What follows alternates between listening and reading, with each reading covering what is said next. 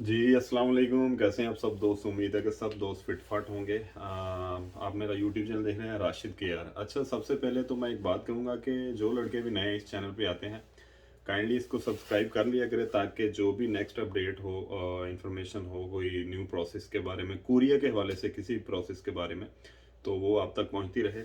और दूसरी बात ये है कि ये वीडियो जो है ये इस हवाले से है कि रजिस्ट्रेशन मुकम्मल हो गई है, तो मैं आपको इन्फॉर्म करूंगा कि मेरे ख्याल में कितने लड़कों ने अभी तक जो है रजिस्ट्रेशन करवा दी है, मतलब कि मुकम्मल तौर पे कितने लड़कों ने रजिस्ट्रेशन करवाई है और कितनों ने नहीं करवाई।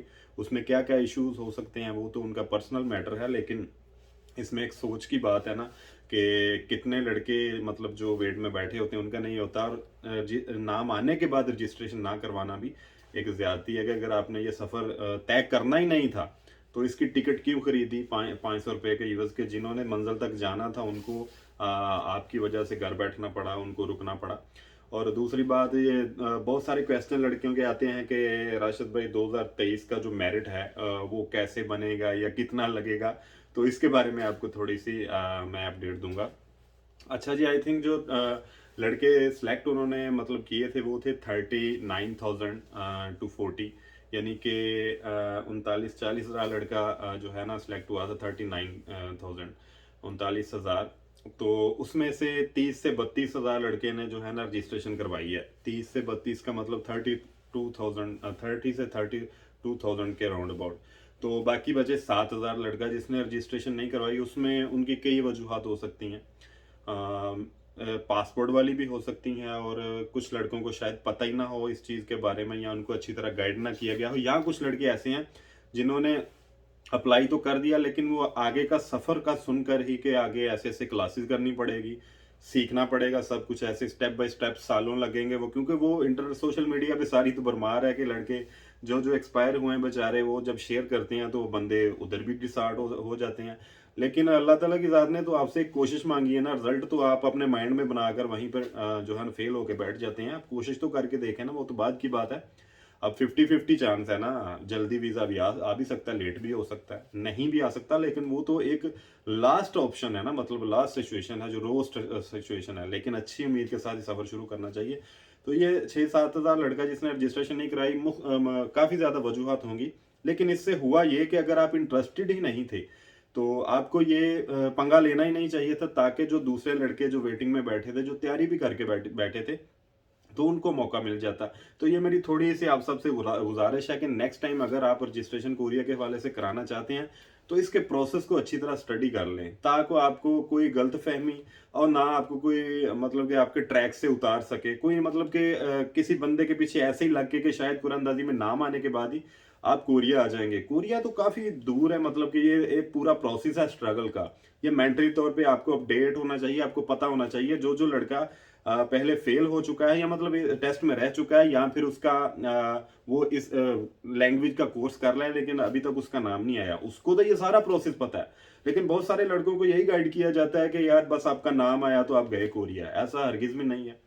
ये बड़ा मुश्किल प्रोसेस, मुश्किल मैं इस लिहाज से कहूंगा, इसमें इंतजार बहुत करना पड़ता है। बाकी तो जाहिर कामयाबी तो आपकी मेहनत से मिलेगी ना, आप जब पास होंगे अल्लाह ताला की ज़ात आपको कामयाब करेगी, तो उसके बाद ही आपका चांस बनेगा ना। तो फर्स्ट स्टेप तो आपका नाम आना ही फर्स्ट स्टेप है, उसके बाद ही अगला प्रोसेस आपका स्टार्ट होगा ना। तो काइंडली नेक्स्ट टाइम भी जब कभी लकी ड्रा हो तो ये जो लड़का अभी 7,000 ऐड हुआ, मतलब कि अजाफी जिन्होंने रजिस्ट्रेशन नहीं कराई बहुत सारी मुख्तलिफ वजूहत की वजह से, तो नेक्स्ट टाइम अगर ऐसे लड़के ही मतलब इधर कंटिन्यू करना चाहते हैं तो पहले इस ऐसे प्रोसेस को मुकम्मल तौर पे पढ़ लें, ताकि कोई बहाम ना रहे और दूसरे लड़के जो तैयारी करके बैठे हैं चलो उनको मौका मिल सके। ये इतनी सी आपसे गुजारिश भी है, रिक्वेस्ट है कि अगर आपको नहीं पता, आपको सिर्फ कोरिया की अच्छी अच्छी तस्वीरें दिखाई जाती हैं, यहाँ मजदूरी है, हार्ड तरीन मजदूरी, मतलब कि 5-10 साल में पता चल जाता है बंदे के जिस्म को कि यार कोई मजदूरी की है, काफ़ी ज़्यादा हार्ड मजदूरी है। ये सारे लड़के जानते हैं जो कोरिया में रह रहे हैं। तो इन सारी चीज़ों को अंडर एस्टिमेट ना करें, सब कुछ चेक करके फिर रजिस्ट्रेशन करवाएं नेक्स्ट टाइम। काइंडली आप सबसे मुद्दबाना गुजारिश है जी।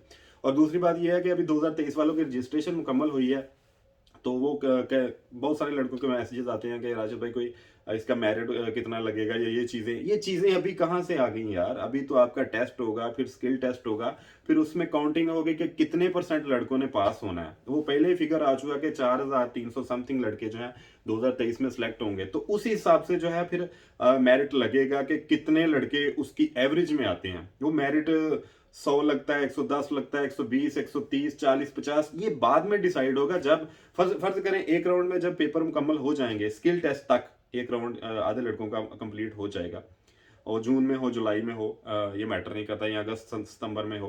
तो जब मुकम्मल हो जाएगा उसके बाद डाटा देखा जाएगा कि कितने लड़के उस परसेंटेज में आ रहे हैं। ऊपर वाले देखेंगे ना, हाई मार्क्स वाले स्किल टेस्ट होने के बाद। तो जो ऊपर वाले होंगे, जो उनकी रिक्वायरमेंट में आ रहे होंगे, उस हिसाब से मेरिट बनता है। ओके, मतलब कि वो मेरिट फर्ज करें 120 लगता है, तो 120 से लेकर ऊपर वाले जो है सारे पास होंगे। लेकिन दोनों टेस्ट को ये पॉइंट सिस्टम में आ जाएगा, लेकिन आगे आगे आपको मजीद इसकी इंफॉर्मेशन भी मिलती जाएगी। तो इसलिए ये डिसाइड अभी किया ही नहीं जा सकता ना कि कितना मेरिट लगेगा। यानी कि अभी पेपर एग्जाम नहीं हुआ तो मेरिट कैसे, मतलब मेरिट का कौन बता सकता है, मतलब कि ये कोई दूसरी मखलूक ही बता सकती है। मतलब अभी तो आपके एग्जाम होंगे, उसके बाद देखा जाएगा कि कितने परसेंट लड़के पास हुए हैं, तो उस हिसाब से फिर मेरिट लगता है। बस दुआ है कि अल्लाह करे कि कम लगे, लेकिन वो आपकी पासिंग रेशो से पता चलेगा। तो 30-32 हज़ार लड़कों ने करवाई है, इसमें से देखें आप पेपर मोटा मोटा भी देखें 30 हज़ार लड़का पेपर देगा, तो इसमें 4-4.5 हज़ार जो है लड़का सिलेक्ट होगा। तो उस हिसाब से फिर लड़के जो है ना, मतलब कि वो मेरिट में रखे जाएंगे, तब जाकर जब आपका प्रोसेस मुकम्मल हो जाएगा। तो अभी से ये टेंशन छोड़ दें, अपनी मेहनत करें, जो आपका मतलब कि हक बनता है कि आप मेहनत करके ये जो चांस मिला है ना, इसको कम से कम गंवाएं ना। आप सीरियस थे पहले रजिस्ट्रेशन करवाने से पहले या नहीं थे, ये मैटर नहीं करता। अब आप मैदान में उतर चुके हैं, अब आपको मेहनत करनी चाहिए। उसमें आप एक स्टेप पीछे रह जाएंगे तो नेक्स्ट टाइम फिर आप कम से कम ये है कि इस गेम के रूल तो सीख जाएंगे ना। जब आप इसमें उतरेंगे, नाकाम भी होते हैं, तो नाकामी कुछ भी नहीं होती, कुछ चीज़ें ऐसी होती हैं जिनका आपको ज़िंदगी में पता नहीं होता, तो वो लर्न करने से ज़ाहिर है सीखने में आती हैं। उसमें 1-2 बार बंदा रह भी जाता है, लेकिन कोशिश करें कि ये जो चांस मिला है इसमें मेहनत इतनी कर जाएं कि अल्लाह करे कि पहली बार में ही आपका जो है ये सब कुछ सारा जो है प्रोसेस क्लियर हो जाए। और इंशाल्लाह ताला जो जो लड़के इसमें कंप्लीट होंगे वो नेक्स्ट ईयर कोरिया भी आना शुरू हो जाएंगे। जाहिर सी बात है कि उनका सारा प्रोसेस मुकम्मल होने के बाद उनके डॉक्यूमेंट कोरिया में सेंड होंगे, जैसे दूसरे लड़कों की आईडीज पे मंजूरी और ये वो ये रौले आप देख ही रहे होंगे ना, जो खप पड़ी हुई है सोशल मीडिया, मेरी मंजूरी नहीं हुई, मेरा इजरा नहीं हुआ, ये चीज़ें फिर आपको ये सब कुछ फेस करना पड़ेगा। तो अभी आप ठंड रखें और पेपर की तैयारी की तरफ ज़्यादा से ज़्यादा तवज्जो दें। जो भी आपको बेहतर अकेडमी लगती हैं, किसी दोस्त से मशवरा ले ले, जैसे भी करके उधर करें। कोरिया का माशाल्लाह अभी मौसम काफ़ी अच्छा होता जा रहा है। मैं रहता हूँ इंशन सिटी में, तो इधर भी काफ़ी आहिस्ता आहिस्ता जो है टेम्परेचर बेहतर होता जा रहा है, कि धूप वगैरह भी अच्छी तरह निकलनी शुरू हो गई है। तो अल्लाह ने चाहा तो मार्च में मज़ीद बेहतर हो जाएगा। तो मार्च में इजरा भी होने हैं, तो जितना मौसम बेहतर होगा उतने काम के हालात बेहतर होते हैं। तो अल्लाह ने चाहा तो ज़्यादा से ज़्यादा पाकिस्तानियों की इजरा हों, और हमारी तो दुआ है। और सुनने में यही आया, जो मैंने सुना है कि ये बांग्लादेश और 1-2 और कंट्री है कि इनका कोई कैंसिल हुआ है, मतलब ये इजरा के हवाले से उनके कॉन्ट्रैक्ट। तो इसका भी बेनिफिट जाहिर सी बात है मिल सकता है कि वो जो उधर से लेने अगर वो हुआ है तो वो इधर से लिए जा सकेंगे। तो अल्लाह करे कि इस मामले में पाकिस्तानी ज़्यादा सिलेक्ट हो। हमें तो मतलब है, सीधी सी बात है कि अपनी कंट्री से, अपने सबसे पहले मतलब कि अपनी कंट्री से, उसके बाद ऑप्शन जो आते हैं, दूसरे ऑप्शन आते हैं ना, कहाँ से लेंगे ये।